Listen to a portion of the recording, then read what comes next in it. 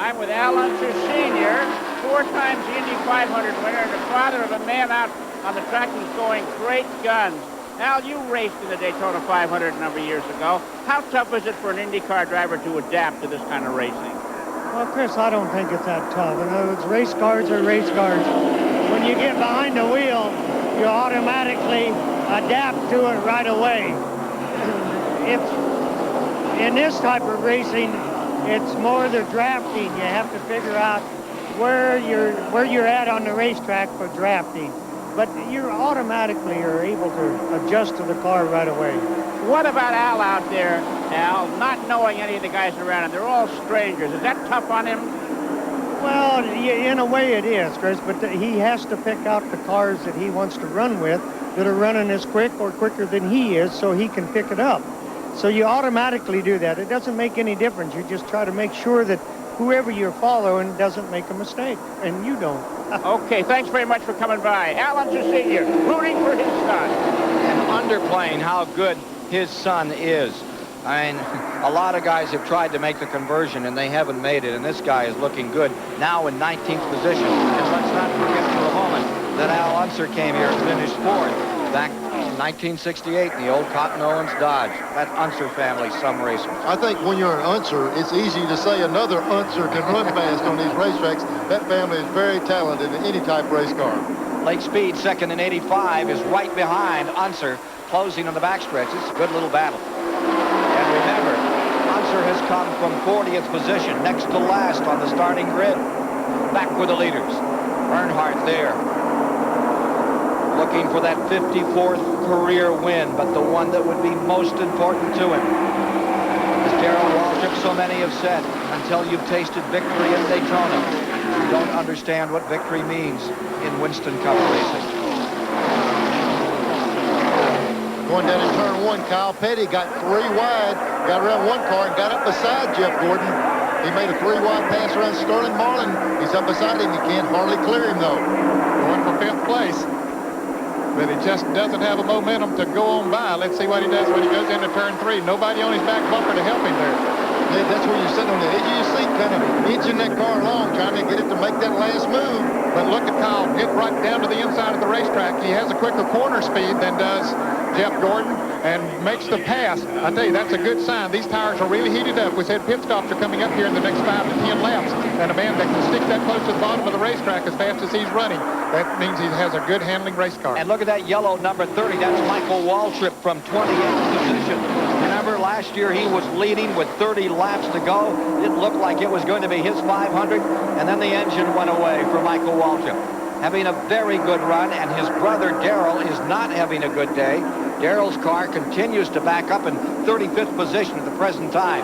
You saw Mark Martin and then Bodine, and here is Michael Waltrip. We see those cars drafting down that back straight. We'll see an abrupt move over in traffic. When that door opens, you jump in it. You don't worry about how rude you are. You better get out of that inside lane and get out there in that draft. Dale Jarrett back in 14th after running off that front row. A lot of time to go. Wants to stay in that lead lap to halfway. And as we follow the leaders, we're going to show you a running order here. We've completed 46 laps officially. This is the complete field back when they came to the 40-lap mark.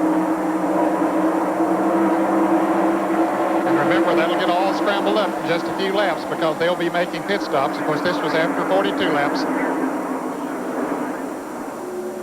And we understand they're going to put an extra person over the wall then to help clean off those windshields today. They say they're picking up a lot of debris. Well, Jimmy Hensley blew an engine early down there, so they had to put some quick dry on the track, and you pick those with a little bit of oil along process, and those windshields will be clean in a hurry. Boy, I tell you, that is a speed shot right there coming off that corner. Kyle Petty, we see him right here. He was able to get around not only Jeff Gordon, but also Ernie Irvin. They moved him up in 4th place. Neil, does it wear on you when you're running this tight together for this long? No, I tell you what, I think the drivers have been getting ready for this race so long. I think I saw them all as relaxed as ever. They're not going to have any media or anybody get in there and ask them questions. They're doing what they want to do. They're racing and they're having fun. Hendrick cars are running currently with Schrader 2nd, Gordon 5th, Rudd 14th, and Al Unser Jr. back in 19th position. There are your top 3. Of course, we have 2 cars out of the race. Jimmy Hensley and Dick Trickle. The other 39 are still in the lead lap. There have been no lapping going on. A lot of this talks to the new kind of preparation they're making on these motors, Ned. On the motors and the cars, the templates that they've used this year, and making every one of them so every car, the body on it has to conform precisely to its original body specifications, and it has really tightened the field up. Let's go to the pits and Mike Joy. Talking a little race strategy here in the Ken Schrader pit. In midgets, sprint cars, dirt champ cars, he's a run to the front kind of driver. And today out there with Dale Earnhardt, Ken House, Schrader has been a run to the front kind of guy. What do you think? Well, we're trying to figure it out now. We're not that experienced running up there right now, so we're just a little tense. And, it's a long day yet, though. So right next to you, here's Paul Andrews, Alan Kulwicki's crew chief. What could he possibly want? Well, we're all trying to figure out when we're going to pit. You really want to try and pit with some good cars and not get left out on the racetrack on your own. And so everybody works with each other at this part of the race anyway. It's early. Right. That's the key line. It's early. Yeah, and what he's talking about, when we're going to pit. They want to pit with the car that they're running with and hope that they make equal pit stops, so when they go back out on the racetrack that they'll pick each other up and have a drafting partner. Jeff Bodine, 10th position.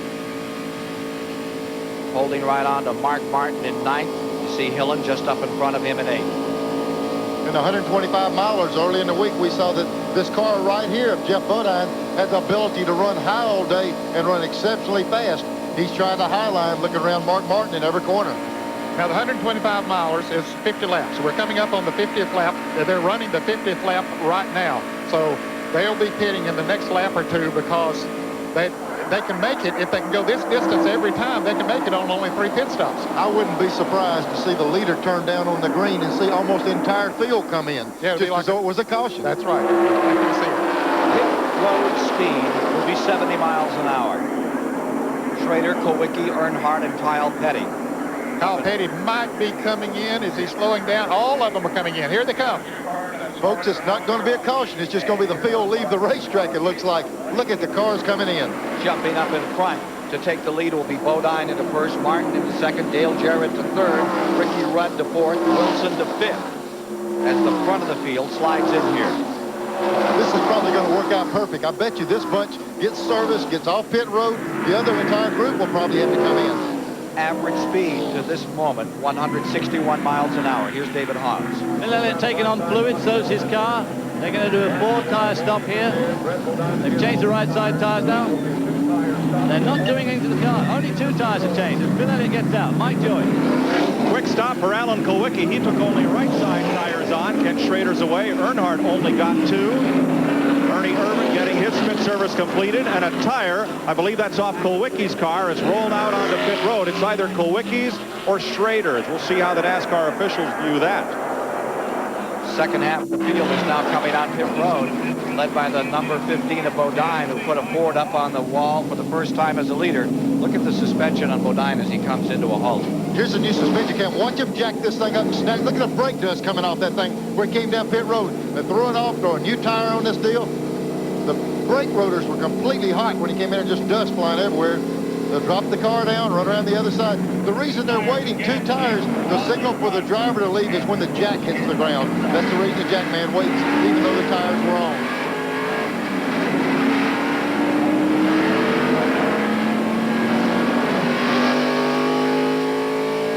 Here he is coming up to speed, running around the flat part of the racetrack, getting it back up to speed. There we go. It's on shift at 7,800. He's in 3rd gear. He'll wind it up about 77, 78, and make the next shift. He's in 3rd gear. Look how long it takes with these big gears to wind this car up. It takes a lap and a half to get back shifted at a little over 7,000. Mike Joy. Ricky Rudd's car will not move. He got it into gear. It wouldn't go anywhere. Now Davey Allison's pulled into his pit, 1 pit behind him. So we'll get chased out of the way as they try to get Rudd behind the wall and give Allison room to get out of the pits. But Ricky fired it up. He started to take off, and I believe he may have torn something in the drive line out of the car. They're still checking. Boy, that is a tough break to get caught up in the pits.